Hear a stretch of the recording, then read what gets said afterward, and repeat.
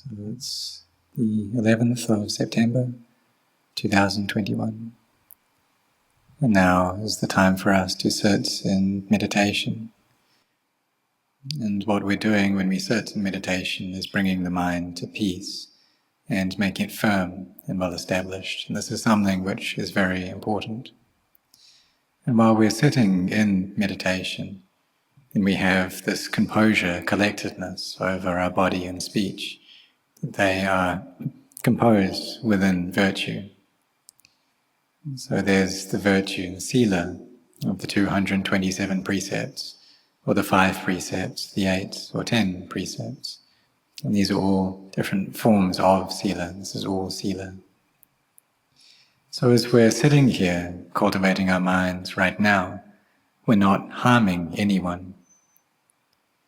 We have hearts of metta, loving kindness, not wishing harm upon anyone, not having any kind of ill will towards anyone at all.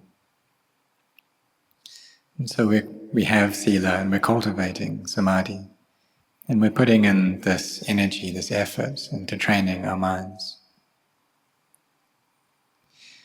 And so we need to have confidence in our efforts as well, confidence in ourselves, that I can do this, and this is something that I need to do, that I can gain knowledge, that I can pass through these things, I can get there.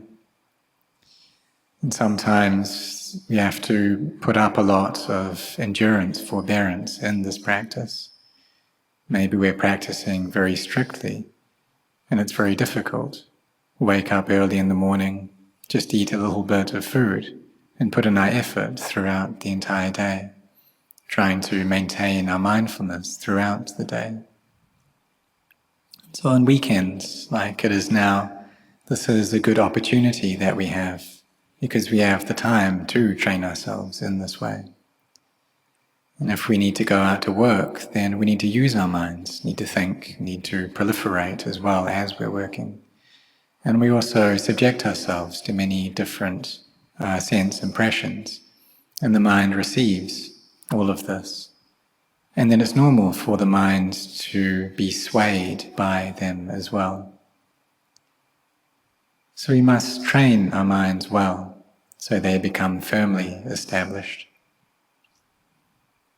And even though we have the intention and we put an effort to not be angry, to not hate anyone, to not have any thoughts of ill will or harming, but when we meet with these sensory experiences, when we actually kind of meet with those in the real world, and then the mind proliferates and it gives chase to those, it runs after them. And so we should think that it's just normal for the mind to be this way. It's just what it does. But if we firmly train our minds, then they'll be settled into peace, and they can come into a good state of samadhi. And here knowledge arises, and we gain wisdom. And all of us want to be wise, because we know that this wisdom, panya, is that which can solve all the suffering that we experience. We also need to have confidence in ourselves. And the Buddha said that we need to be a refuge unto ourselves. And who else can we take refuge in, or who else can we rely upon?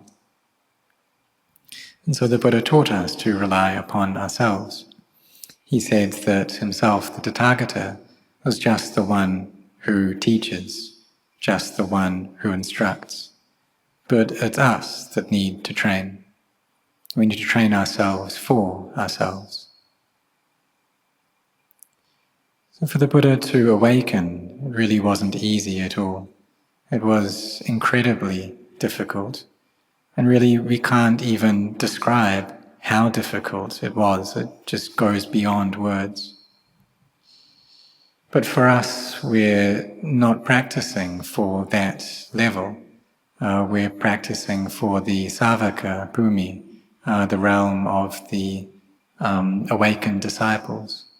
And so we don't need to develop that much parami, as much as he did. But we do need to cultivate enough, and so that our minds are firmly established in this path of generosity, virtue, and mental cultivation. So this panya, or wisdom, it's a circumspect all-round knowledge, a knowing into the Four Noble Truths, knowing what it is that they're like. Because from the very moment that we were born, really all we have experienced is suffering. We can take just one part of that, the fear that we experience. And so there is fear and worry in students, fear that they will fail their examinations. And really we can fear all kinds of things. And then we go to work, then we are scared that we won't be able to do our work well. It won't meet with success. And so why do we fear these things?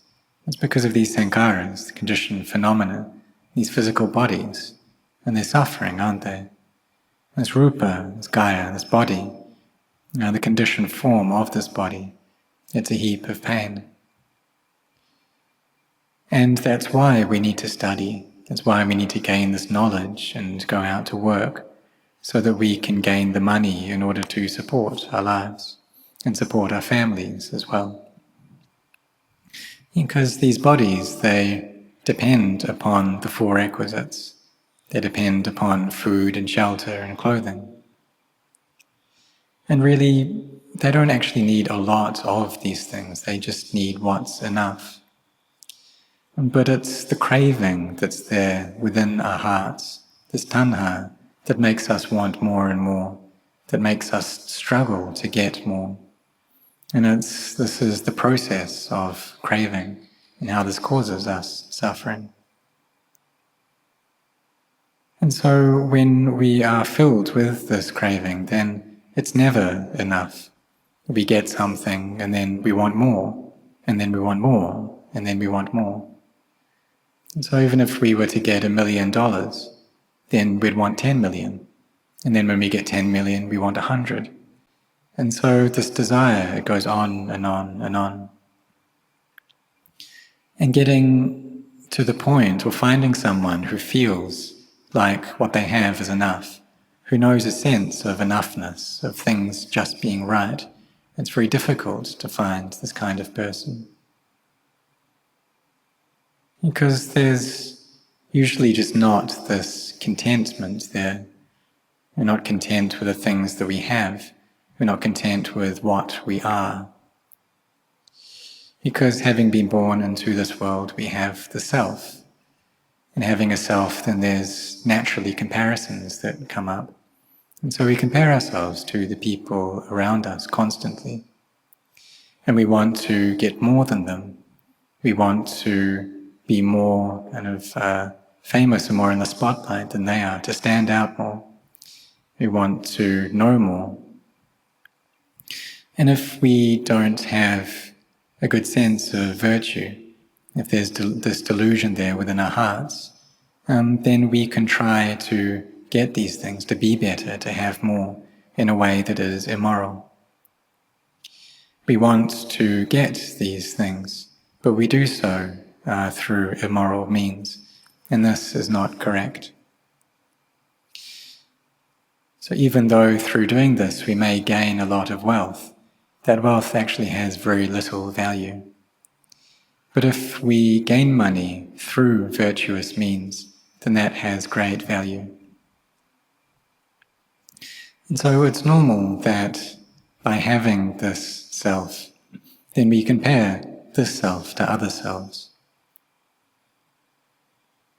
And am I better than them? Are they better than me? And we want more than other people. And even though we want these things, if we don't put an effort to get them, then we won't succeed.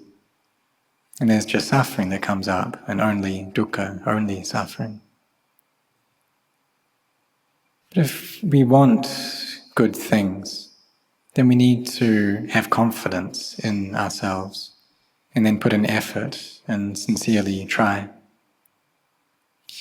And just like if we train in a certain occupation, then we need to really set our hearts on that training, on developing ourselves in that occupation. And then we'll be able to get there. But nothing comes to us easily. Things just don't drop down from the sky. We need to rely upon our training. So for example, if we want samadhi, or for us, or here, our sila is good already. We're already very intent on being virtuous. And so we need to then be cautious around our speech. And speech is something that's very important.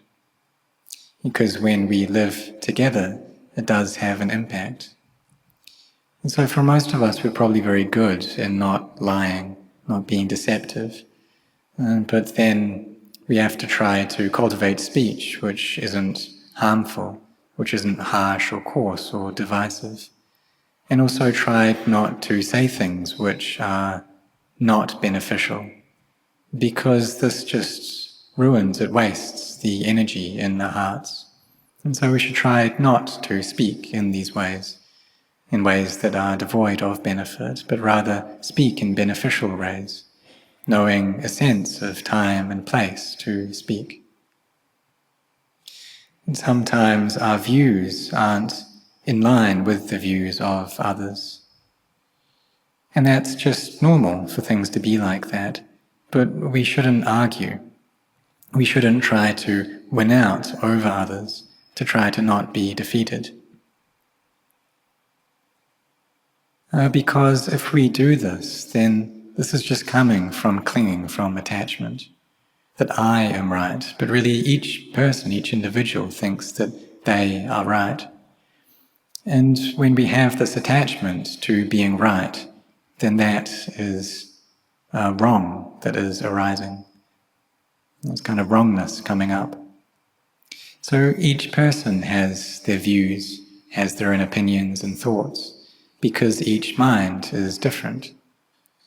But if we think that I'm right and everyone else is wrong, then this is just going to create chaos, and it'll just carry on being chaotic with no end. And that's because we haven't yet reached the heart of the matter. We haven't yet arrived at the place where there's no right and there's no wrong, where us and them doesn't exist. And so, not having arrived there, we argue and we fight with each other. And sometimes our mindfulness slips as well. So there's a story of Luang Pu Tongrat, who was a teacher of Luang Pu Cha. And he had many methods to teach his students very well. And so there was one time when he was wandering with some of his students, and they passed through forests and the countryside, passed through villages. And one day they passed a male buffalo. And so they walked on for a bit, and then Luang Pu Tongrat, he turned around and asked one of his disciples, "Did you see that female buffalo that we just passed?" But this disciple, he saw the buffalo in line with conventions, and so he saw it as being a male. And so he thought, well, now is a time to disagree with my teacher, because in the past, my teacher, Ajahn, has taught me many things. He's told me that I'm wrong all the time. He's kind of reprimanded me. And my defilements were able to give in. They were able to submit to that. But today, I'm not going to give in. Today, I'm going to win out over my teacher. And he thought that what his teacher saw was wrong for sure. And these were the kind of thoughts that were going on in his mind. And so it was kind of this self which had come up within his heart. And so he really started arguing with his teacher to the utmost of his energy, because he knew that he was right for sure. And so he said, his teacher said, we passed a female buffalo before, right? But then he replied, no, it was a male. And so he thought that he was correct for sure, and they started arguing. Lumpur Tongrat replied that no, it was a female, it was a male buffalo. And they disagreed like this, they carried arguing like this, and it got more and more intense. Until Lumpur Tongrat, he said, well, who is it? Who's the person who decides what a female is and what a male is? Who calls them these names? So his disciples' mindfulness, his sati, came back, and this was able to reduce the conceit that was there in his heart. And so he was able to see that really there is no female, there is no male, there's no buffalo, there's no cow, there's no being, no self, no other. But normally, for us people, we're willing to fight until the death. We're willing to just argue and not give in, not submit. Because in that state of mind, there's a flag and there's the wind. So there was one Zen master who had two disciples who were arguing with each other. There was a flag that was blowing in the wind, and the one said that it's flapping because there is a wind, that if there was no wind, then it wouldn't be flapping like that. But the other one said, well, no, it's because there's a flag there. Even though there's the wind, if there was no flag, then how could that flag possibly flutter? And so their views differed in this way. And that's just like all the people in the world, that really all of the issues we have, all the reasons we fight is just due to this. So their teacher, the Zen master, came along and he said, there is no flag and there is no wind. And so he brought it right to that place, the middle, right into the place of emptiness, and the matter was finished right there. But if we have us and them, me and you, then we just carry on arguing and it never finishes. So when we live together, when we work together, then there's naturally a sense of kind of rightness that comes up, and people think that I am right, and really everyone thinks that they are right. And we think in this way. But we should be able to listen to other people's views, other people's ideas first. And sometimes we may be correct, and sometimes we may be wrong.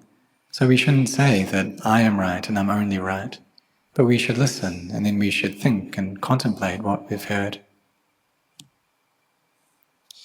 And so through listening and contemplating, and actually we're able to understand into the Dhamma, into the truth, and the causes for suffering to arise.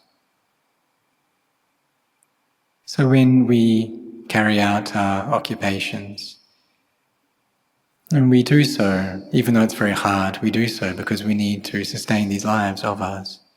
But while we're working, we should be practicing and meditating as well. We should be cultivating our minds along with our work. And through doing this, then we can gain wisdom into dukkha, into suffering, and how this arises due to the attachment that we have towards all physical and mental things, and how these then cause us suffering. And it's all really an issue of self. And having been born, there's just this comparison that we have between ourselves and others, that I am better than them, I am equal to them, I am worse than them. And there are these 9 kinds of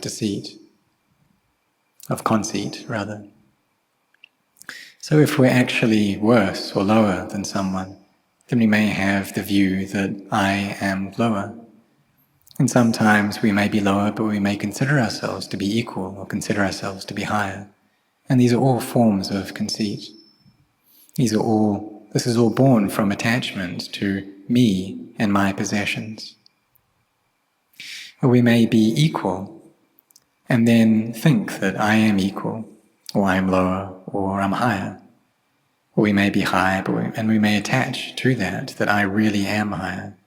Or we attach to being equal or being lower. So these 9 kinds of conceit, they're not easy to abandon. And abandoning them is at the level of an anagami, a non-returner. So it's normal that we have these kinds of conceit, and we have this attachment as well.